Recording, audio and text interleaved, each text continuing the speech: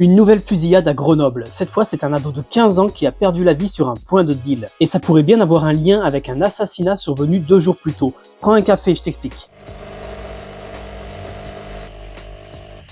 Les règlements de compte n'en finissent pas à Grenoble. Dernier en date, un adolescent de 15 ans tué d'une balle dans la tête. Ce jeune homme était connu de la justice, il avait été condamné dans un dossier de trafic de drogue, et il était en fugue du foyer dans lequel il avait été placé par la justice. Un autre jeune de 16 ans a été gravement blessé à la jambe. Après ça, 2 hommes ont été vus en train de s'enfuir sur une trottinette électrique en possession d'une arme de poing de type pistolet. Les faits se sont produits mardi 22 octobre sur le point de deal du quartier Hoche, en plein centre-ville. Ce point de deal est d'ailleurs connu comme étant l'un des plus importants du centre-ville. Au cours d'une conférence de presse, le procureur de la République de Grenoble a fait un lien avec un assassinat commis 2 jours plus tôt à Saint-Égrève dans la banlieue nord de Grenoble. Cette fois, la cible était un homme de 47 ans tué d'une balle devant chez lui. Le procureur de la République a révélé qu'une partie de la famille de cet homme est connue pour participer activement au point de deal du quartier Hoche à Grenoble. Alors, un gang est-il en train de chercher à prendre le pouvoir sur ce point de deal? C'est une piste que l'enquête devra confirmer. En attendant, c'est un nouveau choc pour les Grenoblois. On compte une 50aine de fusillades depuis le début de l'année dans l'agglomération. Et 6 morts sont liées directement au trafic de drogue.